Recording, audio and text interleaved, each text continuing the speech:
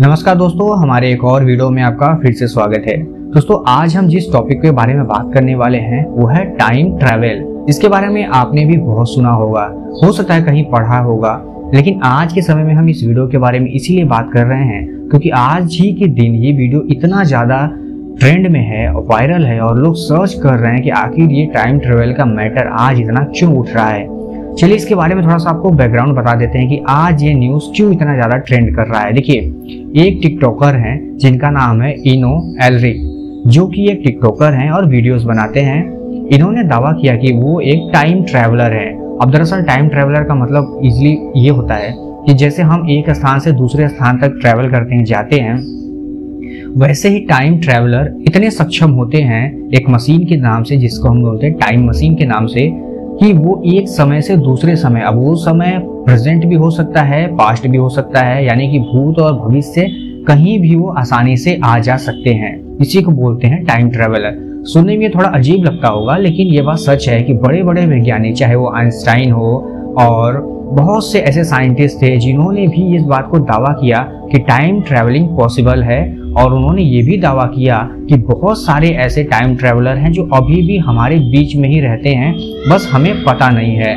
तो इस बात से इनकार तो नहीं किया जा सकता कि ये संभव नहीं है, चाहे वो किसी भी रूप में हो। लेकिन ये जो इनो एल्रिक भाई साहब हैं, टिकटॉकर हैं, इन्होंने ऐसे 5 बड़े बड़े इवेंट्स गिनाए, ऐसे मौके गिनाए जिससे कि पूरी दुनिया में खलबली सी मच गई है। हम उन सारे 5 पॉइंट्स को एक एक करके समझेंगे कि उन्होंने क्या क्या दावा किया और उन्होंने भविष्य को लेकर क्या बताया, क्योंकि उनका कहना यह है कि वो खुद भी 2671 से आज के समय में आए हैं, यानी कि वह रहने वाले हैं 2671 और अभी चल रहा है 2022। समझ लीजिए कितना साल पहले से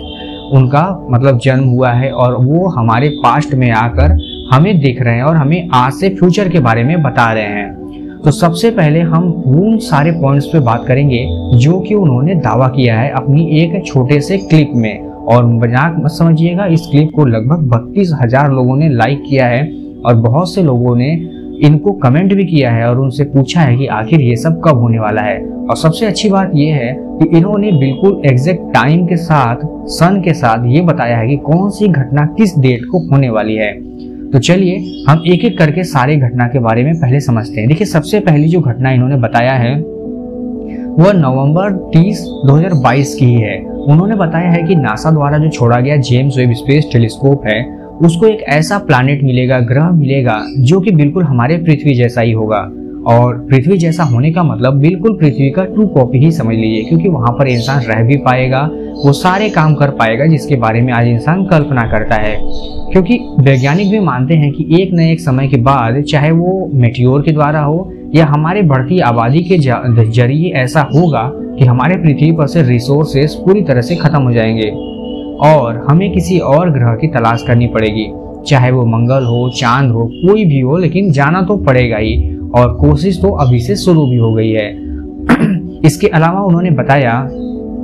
कि 8 दिसंबर 2022 को एक बहुत बड़ा मेटियोर हमारे पृथ्वी से आके टकराएगा और पृथ्वी पर एक बहुत बड़ा तबाही आएगा। इसका नतीजा ये होगा कि पृथ्वी पर एक बहुत बड़ा विनाश होगा। अब चाहे वो समंदर के में हो या हमारे स्थल पे हो, कहीं भी हो, लेकिन विनाश तो होगा ही। लेकिन एक अच्छी बात उन्होंने ये भी बताई कि इस मेटियोर के टकराने से हमारे पृथ्वी पर कुछ ऐसे नए मेटल्स मिलेंगे जिसके बारे में अभी हम जानते भी नहीं, यानी कि कुछ ऐसे धातु जो कि हमारे पृथ्वी पर बिल्कुल भी नहीं पाए जाते और ये इस मेटियोर के जरिए हमारे पृथ्वी पर आएंगे। अब वो अच्छी भी हो सकती हैं, बुरी भी हो सकती हैं, लेकिन इसके अलावा हमें एलियन सभ्यता के बारे में भी पता चलेगा। यानी ये मेटियोर अपने साथ कुछ मेटल और कुछ एलियन स्पीसीज को भी लेकर आएगा। अब अंदाजा लगाने वाले तो ये भी अंदाजा लगाते हैं कि हो सकता है कि जिस मेटियोर के बारे में ये बात कर रहे हैं वो कोई स्पेसशिप हो, वही हमारे पृथ्वी से आके टकराएगा और हमें एलियन सभ्यता के बारे में जानने का मौका मिलेगा। तीसरी सबसे अच्छी बात हम इस वीडियो में हम ये जानेंगे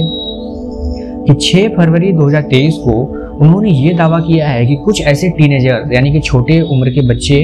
एक ऐसी डिवाइस को खोज पाएंगे, यानी कि ऐसे दबे हुए डिवाइस जो कि एक टाइम मशीन की तरह काम करती है, जिससे कि हम वर्म होल, यानी कि टाइम ट्रेवल करने के लिए जो एक कॉन्सेप्ट है वर्म होल का, उसको ओपन कर पाएंगे, जो कि अभी के समय में मशीनों के द्वारा ये संभव नहीं है। हालांकि आइंस्टाइन और स्टीफन हॉकिंग ने भी वर्म होल के बारे में काफी कुछ कहा है, लेकिन उनका भी मानना यह है कि इसको बनाना और इस गैलरी को ओपन रखे रहना इतना आसान नहीं है। अगर होता तो इंसान एक समय से दूसरे समय में एक जगह से दूसरे जगह पर बड़े आसानी से ट्रैवल कर पाता, यानी कि पलक झपकते ही इस गैलेक्सी से दूसरे गैलेक्सी से तीसरे गैलेक्सी हम इस वर्म होल के जरिए जा पाते, जो कि आज के समय में पॉसिबल तो नहीं है। लेकिन इस टिकटॉकर के जरिए हमें ये पता चल रहा है कि अगर ऐसा कुछ होता है तो इस डिवाइस के जरिए ये टीनेजर्स इतने सक्षम होंगे कि वर्म होल को ओपन रख सकते हैं तब तक जब तक कि वो कहीं जाकर वापस ना आ सके, यानी ये डिवाइस इतनी सक्षम होगी। इसके बाद के जो पॉइंट्स हैं उसको थोड़ा और ध्यान से सुनिएगा। इनका कहना यह है कि मार्च 2023 में वैज्ञानिक मैरियाना ट्रेंच में खुदाई करेंगे, छानबीन करेंगे, एक्सप्लोर करेंगे और उनको गहराई में एलियन स्पीसीज के बारे में पता चलेगा, यानी कि उनकी मुलाकात वहाँ कुछ एलियन स्पीसीज से होगी। यानी कि इंसान अभी तक एलियन से सीधे सीधे तो नहीं मिल पाया है, लेकिन इनका दावा ये है कि अगर ऐसा होता है यानी मार्च 2023 में, तो इंसान यानी वैज्ञानिक सीधे सीधे एलियन स्पीसीज से जाकर मिल सकते हैं और यह सारा कुछ होगा मैरियाना ट्रेंच में। अब देखिए दोस्तों, ये सारी जो 5 पॉइंट हमने आपको बताए हैं ये तो एनो एलरिक के दावे हैं, क्योंकि वो खुद को एक टाइम ट्रैवलर मानते हैं। लेकिन आप इस बात से ये मत सोचिएगा कि यही सच है, क्योंकि ये ऐसे दावे आज के समय में भी बहुत सारे लोगों ने किए हैं और आने वाले समय में करते रहेंगे, क्योंकि ऐसे बहुत सारे लोगों में एक लोगों का नाम और मैं आपको बता देता हूँ, जिनका नाम था जेवियर। उन्होंने तो कहा था कि मैं 2028 से 2022 में आया हूँ, और यानी कि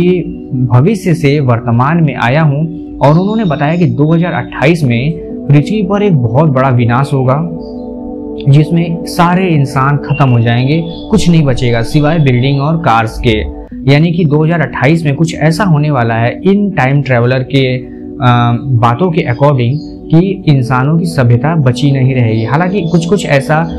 एनो एलरिक का भी कहना यह है कि कुछ तो होने वाला है, मेटियोर आएगा, सुनामी आएगी, फलाना ढिमकाना, लेकिन इस बात में कितनी सच्चाई है ये कहा नहीं जा सकता। अब आपको एक मजेदार बात और बताते हैं कि ये तो थे मतलब ऐसे लोग जो कि दावा करते हैं कि टाइम ट्रैवलिंग उन्होंने किया है, वो भविष्य से वर्तमान में आए हैं,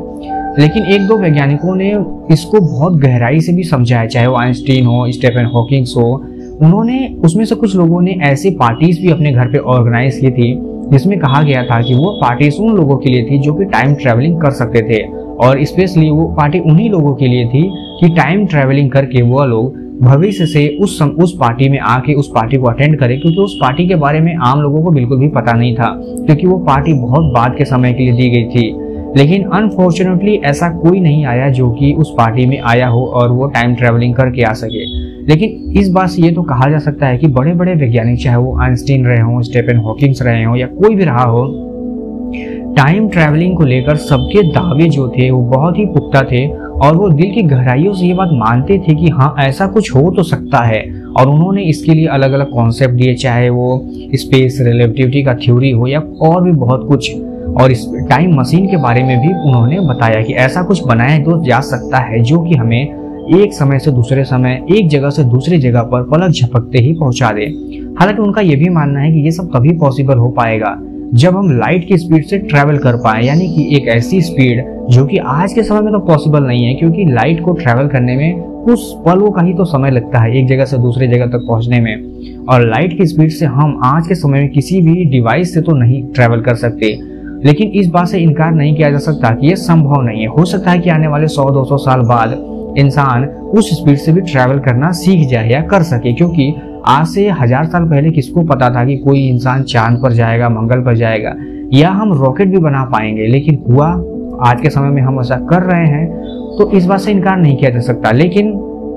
ये जो टिकटॉकर भाई साहब हैं, इनकी बात में कितना दम है, कितनी सच्चाई है, और ये जो 2-3 साल के बीचों में इन्होंने जितनी सारी भविष्यवाणियां की हैं, अगर इसमें से एक भी सही होती है तो जाहिर सी बात है इनके जैसे बहुत सारे जो लोगों ने दावे किए हैं उसको भी ध्यान से देखा और समझा जाएगा, और अगर हो सके तो उस खतरों को जो कि ये सब दावे कर रहे हैं टाला भी जा सकता है। फिलहाल आप इस बारे में क्या समझते हैं? टाइम ट्रेवल को लेकर आपके दिमाग में क्या चल रहा है मुझे कमेंट करके जरूर बताइएगा। फिलहाल इस वीडियो में इतना ही। मिलते हैं किसी और वीडियो में किसी और इंटरेस्टिंग टॉपिक के साथ। तब तक के लिए धन्यवाद।